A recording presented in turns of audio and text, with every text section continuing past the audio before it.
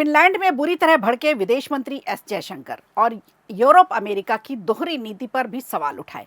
रूस से तेल खरीदने के सवाल पर विदेश मंत्री एस जयशंकर ने यूरोप को करारा जवाब दिया। एस जयशंकर की खरी खरी अब दुनिया भर में चर्चा का विषय बन गई है। आखिर विदेश मंत्री ने ऐसा क्या कहा जिसने अंतर्राष्ट्रीय मंच पर एक नई बहस छेड़ दी है? विस्तार से इस पर आपको बताएंगे आज।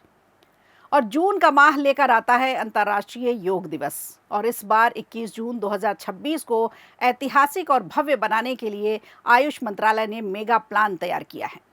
21 जून को होने वाले मुख्य कार्यक्रम की मेजबानी इस बार पश्चिम बंगाल में होनी है। कोलकाता में सामूहिक योग का आयोजन कैसा होने जा रहा है, क्या है मेगा प्लान, और क्या प्रधानमंत्री नरेंद्र मोदी भी इस बार कोलकाता से योग का संदेश देंगे? पूरी डिटेल आपको देंगे हम। और समाजवादी पार्टी के मुखिया अखिलेश यादव का कहना है कि सरकार की नीतियों का सबसे ज्यादा असर किसानों पर होता है, आम जनता पर होता है। तो किसानों की नाराजगी और महंगाई की मार को लेकर अखिलेश यादव ने एक ही मंच से बीजेपी सरकार पर कई बड़े आरोप लगाए। यही नहीं, मोदी सरकार की विदेश नीति पर भी सवाल उठाए हैं। तो क्या है आरोप और उनका 27 के चुनाव से क्या है कनेक्शन? आज इस पर भी चर्चा करेंगे आज के शो में। नमस्कार, खबर प्रधान शो देख रहे हैं आप और मैं हूं आपके साथ संगीता श्रीवास्तव।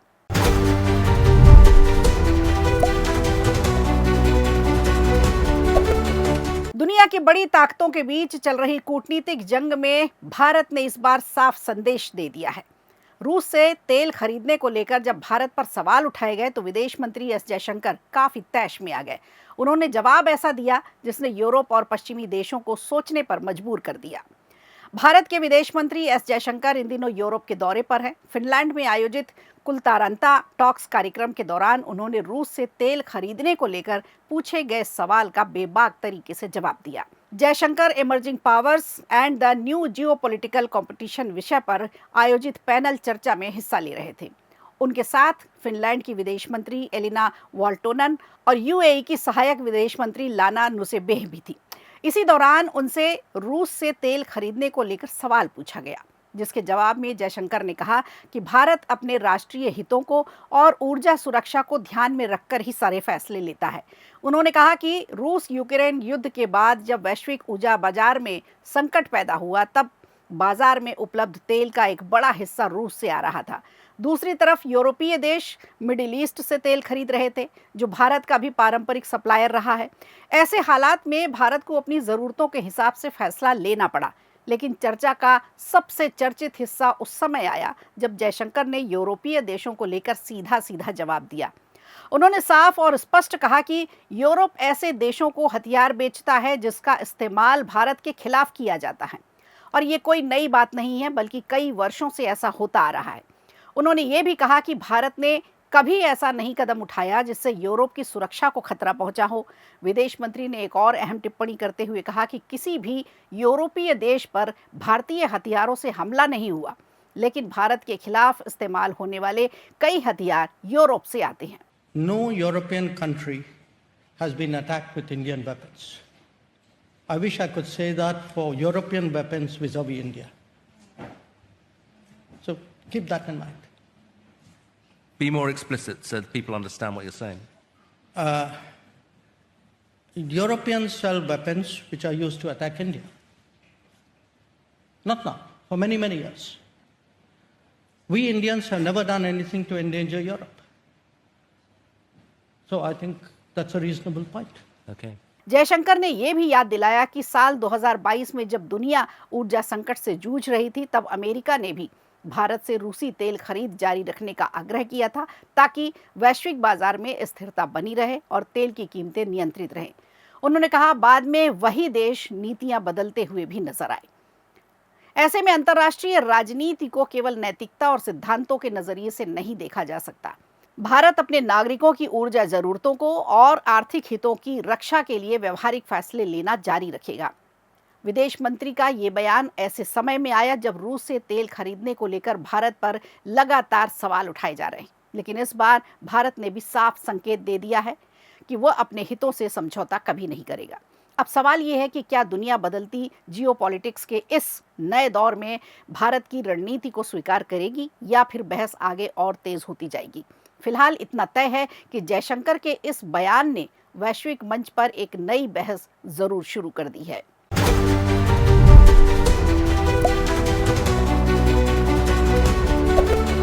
और अंतर्राष्ट्रीय योग दिवस को इस बार और भी बड़ा और खास बनाने की तैयारी की गई है। आयुष मंत्रालय ने योग दिवस 2026 के लिए एक मेगा प्लान तैयार किया है। 21 जून को होने वाले अंतर्राष्ट्रीय योग दिवस का मुख्य कार्यक्रम इस बार पश्चिम बंगाल की राजधानी कोलकाता में आयोजित किया जा रहा है, जहां प्रधानमंत्री नरेंद्र मोदी करीब 35,000 लोगों के साथ सामूहिक योग करेंगे और योग का संदेश देंगे। आयुष मंत्रालय के पास इसकी पूरी जिम्मेदारी है। रेड रोड करीब 2 किलोमीटर लंबा और 40 मीटर चौड़ा क्षेत्र है, जहां प्रधानमंत्री नरेंद्र मोदी, पश्चिम बंगाल के मुख्यमंत्री और साथ में 35,000 लोग एक साथ योग करते नजर आएंगे। कार्यक्रम का सीधा प्रसारण सुबह 6:30 बजे से देश और दुनिया में किया जाएगा। आयुष सचिव राजेश कोटेचा ने बताया कि प्रधानमंत्री हर साल योग दिवस के मुख्य आयोजन के लिए अलग अलग राज्यों का चयन करते हैं। इस बार पश्चिम बंगाल के कोलकाता को चुना गया है। इसका आयोजन पश्चिम बंगाल के कोलकाता शहर में किया जाएगा, जो हमारी समृद्ध विरासत और आध्यात्मिक चेतना का अनुपम संगम प्रस्तुत करता है। उन्होंने कहा कि इस वर्ष योग दिवस की थीम योग फॉर हेल्दी एजिंग रखी गई है। इसका उद्देश्य लोगों को बढ़ती उम्र में भी स्वस्थ, सक्रिय और फिट रहने के लिए प्रेरित करना है। योग दिवस को सिर्फ एक दिन तक सीमित न रखने के लिए मंत्रालय ने योग 365 अभियान भी शुरू किया है। इस अभियान का मकसद लोगों को पूरे साल योग से जोड़ना और रोजमर्रा की जिंदगी का हिस्सा बनाना है। आयुष सचिव राजेश कोटेचा ने बताया कि 14 जून को एक विशेष वर्चुअल योग कार्यक्रम होगा। इसमें 1 करोड़ लोगों को ऑनलाइन जोड़ने का लक्ष्य रखा गया है। ये कार्यक्रम सुबह 6 बजे से होगा और इसमें भाग लेने वाले लोगों को विश्व रिकॉर्ड प्रमाण पत्र भी दिया जाएगा। इसके अलावा 13 जून से 19 जून तक गंगोत्री से गंगा सागर योग अभियान चलाया जाएगा। इस दौरान गंगा के उद्गम स्थल गंगोत्री से लेकर गंगा सागर तक विभिन्न स्थानों पर योग कार्यक्रम आयोजित किए जाएंगे। मंत्रालय का उद्देश्य है कि योग को भारत की सांस्कृतिक विरासत और राष्ट्रीय चेतना से जोड़ना है। इस बार वरिष्ठ नागरिकों के लिए भी विशेष कार्यक्रम रखे गए हैं। सामाजिक न्याय और अधिकारिता मंत्रालय के सहयोग से बुजुर्गों के लिए एक अलग योग सत्र आयोजित किया जाएगा, ताकि स्वस्थ और सक्रिय जीवन शैली देश के बुजुर्ग अपना सके। आयुष मंत्रालय के मुताबिक इस वर्ष अंतर्राष्ट्रीय योग दिवस का आयोजन दुनिया के करीब 190 देशों में 5,000 से अधिक स्थानों पर किया जाएगा।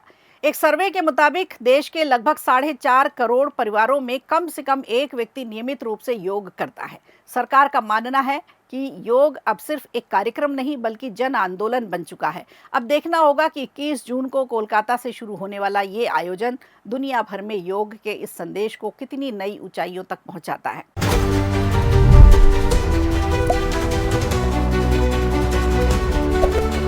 और समाजवादी पार्टी के राष्ट्रीय अध्यक्ष अखिलेश यादव ने एक बार फिर केंद्र की मोदी सरकार और उत्तर प्रदेश की योगी सरकार पर तीखा हमला बोला है।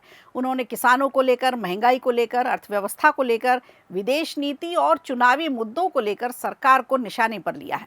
अखिलेश यादव ने कहा है कि सरकार की नीतियों का सबसे ज्यादा असर किसानों पर और आम जनता पर पड़ता है। उनके मुताबिक किसान अपनी समस्याओं से जूझ रहा है, जबकि आम आदमी लगातार महंगाई से परेशान है। उन्होंने कहा कि पिछले 10 वर्षों में डबल इंजन सरकार के दावों की हकीकत अब जनता के सामने आ चुकी है।